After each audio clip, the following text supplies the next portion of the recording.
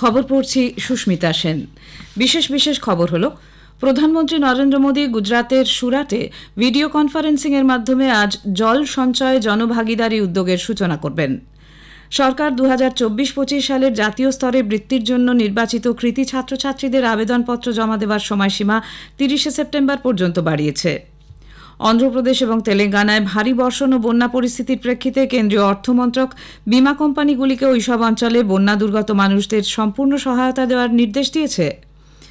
জম্মু কাশ্মীরে বিধানসভার দ্বিতীয় দফা নির্বাচনের জন্য বিজেপি 40 জন তারকা প্রচারকের নাম প্রকাশ করেছে।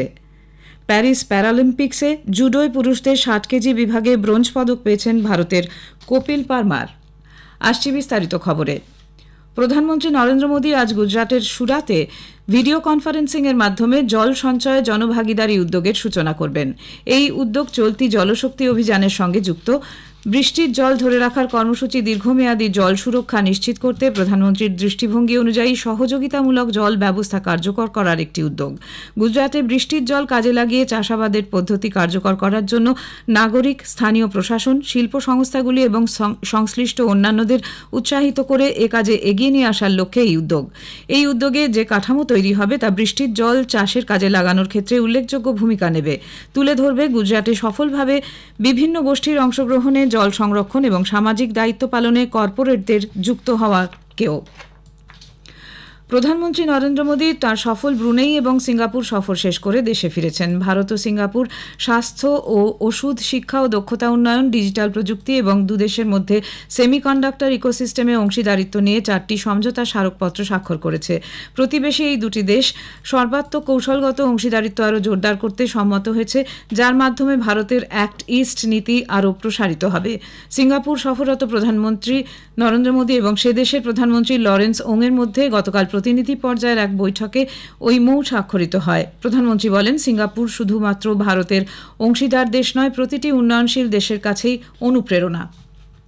हमारे बीच जो मिनिस्टरियल राउंड टेबल बनी है वो एक पाथ ब्रेकिंग मैकेनिज्म है।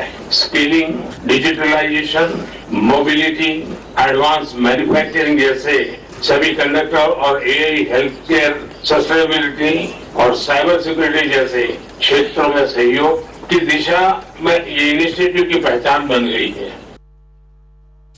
পরে প্রধানমন্ত্রী মোদী এবং সিঙ্গাপুরের প্রধানমন্ত্রী সেমিকন্ডাক্টর এবং ইলেকট্রনিক্স ক্ষেত্রে সে দেশের অগ্রণী কোম্পানি AEM হোল্ডিংস লিমিটেড পরিদর্শন করেন। ভারতের সেমিকন ইন্ডিয়া প্রদর্শনীতে অংশ নেওয়ার জন্য সিঙ্গাপুরের সেমিকন্ডাক্টর কোম্পানিগুলিকে প্রধানমন্ত্রী আমন্ত্রণ জানিয়েছেন। চলতি মাসে গ্রেটার নয়ডাতে এই প্রদর্শনী অনুষ্ঠিত হবে। বিজেপি সভাপতি এবং কেন্দ্রীয় স্বাস্থ্য পরিবার কল্যাণমন্ত্রী জেপি নাড্ডা আজ দুদিনের বিহার সফর শুরু করবেন। 2025 সালে আসন্ন বিহার বিধানসভা নির্বাচনের প্রস্তুতিতে পাটনায় তিনি দলীয় নেতৃবৃন্দ এবং কর্মীদের সঙ্গে বৈঠক করবেন। পাটনা পৌঁছে তিনি সরকারি অতিথি নিবাসে যাবেন।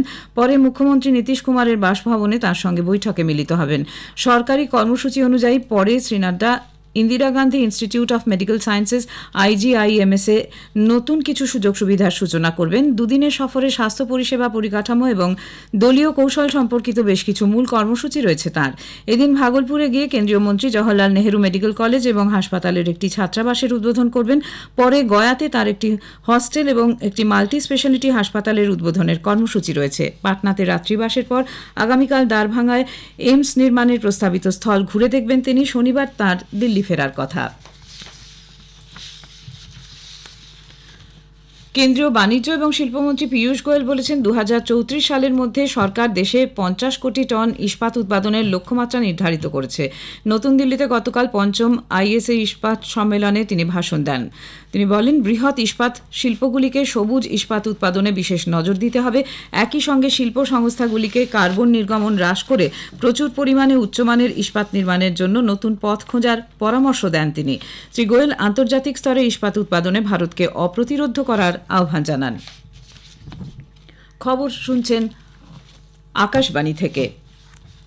সরকার জাতীয় স্তরে বৃত্তি national means cum merit scholarship 2024-25-এর জন্য নির্বাচিত কৃতী ছাত্রছাত্রীদের আবেদনপত্র জমা দেওয়ার সময়সীমা 30শে সেপ্টেম্বর পর্যন্ত বাড়িয়েছে। কেন্দ্রীয় শিক্ষামন্ত্রক জানিয়েছে, এই প্রকল্পে আর্থিক দিক থেকে দুর্বলতর শ্রেণীর মেধাবী পড়ুয়াদের অষ্টম শ্রেণীর পর স্কুল ছুটের সমস্যা রুখতে এবং তাদের দ্বাদশ শ্রেণী পর্যন্ত বিদ্যালয়ের শিক্ষা সম্পূর্ণ করতে উৎসাহ দানে এই বৃত্তি দেওয়া হয়। ছাত্রছাত্রীদের আবেদন জমা দেওয়ার জন্য এ সংক্রান্ত ন্যাশনাল স্কলারশিপ পোর্টাল এবছর 30শে জুন থেকে চালু রয়েছে। এই প্রকল্পে রাজ্য এবং কেন্দ্রশাসিত অঞ্চলে সরকারি যোগ্যতা নির্ণায়ক পরীক্ষায় উত্তীর্ণ নবম শ্রেণীর পড়ুয়াদের জন্য প্রতি বছর 1 লক্ষ নতুন বৃত্তি দেওয়া হয়। শিক্ষাগত ফলাফলের ভিত্তিতে দশম থেকে দ্বাদশ শ্রেণী পর্যন্ত পড়ুয়াদের এই বৃত্তি পুনর্নবীকরণ করা হয় বলে মন্ত্রক জানিয়েছে।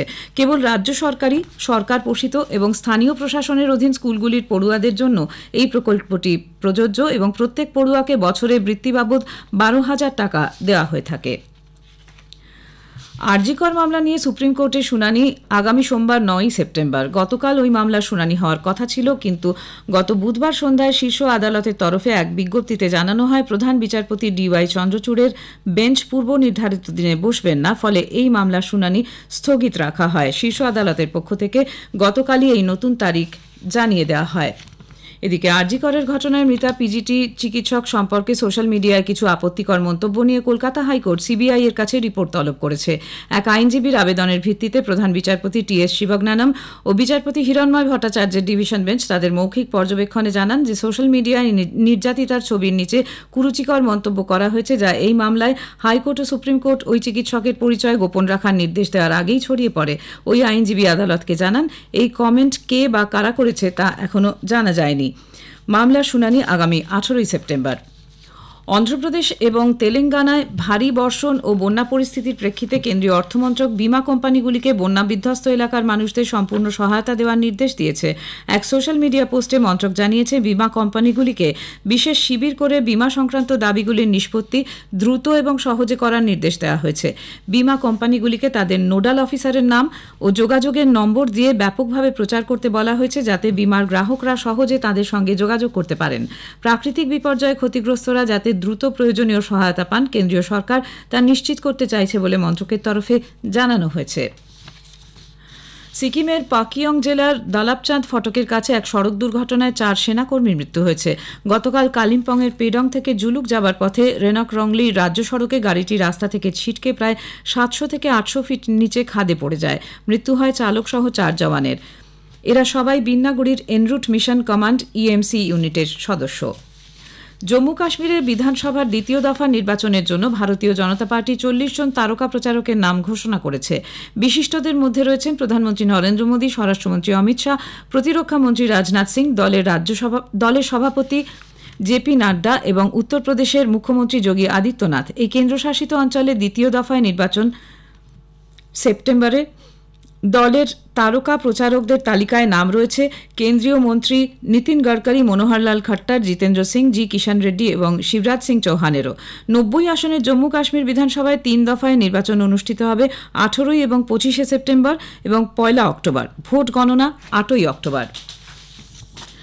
প্যারিস প্যারালিম্পিক্সে প্যারাজুডোয় পুরুষদের 60 কেজি J1 বিভাগে ভারতের কপিল পারমার ব্রোঞ্জ পদক পেয়েছেন। ব্রাজিলের এলিলটন ডি অলিভেরাকে মাত্র 33 সেকেন্ডে তিনি হারিয়ে দেন। প্যারালিম্পিক্সের ইতিহাসে এই বিভাগে ভারত এই প্রথম মেডেল জয় করল। প্রধানমন্ত্রী নরেন্দ্র মোদী, রাষ্ট্রপতি দ্রৌপদী মুর্মু এবং যুব বিষয়ক ও ক্রীড়ামন্ত্রী মনসুখ মান্ডভিয়া কপিল পারমারকে অভিনন্দন জানিয়েছেন। প্যারিস প্যারালিম্পিক্সে ভারতের সিমরান শর্মা 100 মিটার T12 ফাইনালে চতুর্থ স্থান অধিকার করেছেন। 12 মিনিট 31 সেকেন্ড সময় করে তিনি একটুর জন্য ব্রোঞ্জ পদক পেতে ব্যর্থ হন। 12 মিনিট 26 সেকেন্ড সময় করে জার্মানির ক্যাটারিন নোয়েলার ব্রোঞ্জ পান। সিমরান সেমিফাইনালে দ্বিতীয় হয়েছিলেন। শেষ করার আগে খবরের বিশেষ কিছু অংশ আরেকবার।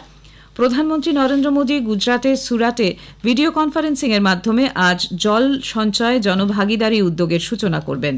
সরকার 2024-25 সালের জাতীয় স্তরে বৃত্তির জন্য নির্বাচিত কৃতী ছাত্রছাত্রীদের আবেদনপত্র জমা দেওয়ার সময়সীমা 30 সেপ্টেম্বর পর্যন্ত বাড়িয়েছে। অন্ধ্রপ্রদেশ এবং তেলেঙ্গানায় ভারী বর্ষণ ও বন্যা পরিস্থিতির প্রেক্ষিতে কেন্দ্রীয় অর্থমন্ত্রক বিমা কোম্পানিগুলিকে ওইসব অঞ্চলে বন্যা দুর্গত মানুষদের সম্পূর্ণ সহায়তা দেওয়ার নির্দেশ দিয়েছে। জম্মু কাশ্মীরে বিধানসভার দ্বিতীয় দফার নির্বাচনের জন্য বিজেপি 40 জন তারকা প্রচারকের নাম প্রকাশ করেছে। খবর এখনকার মতো এ পর্যন্ত।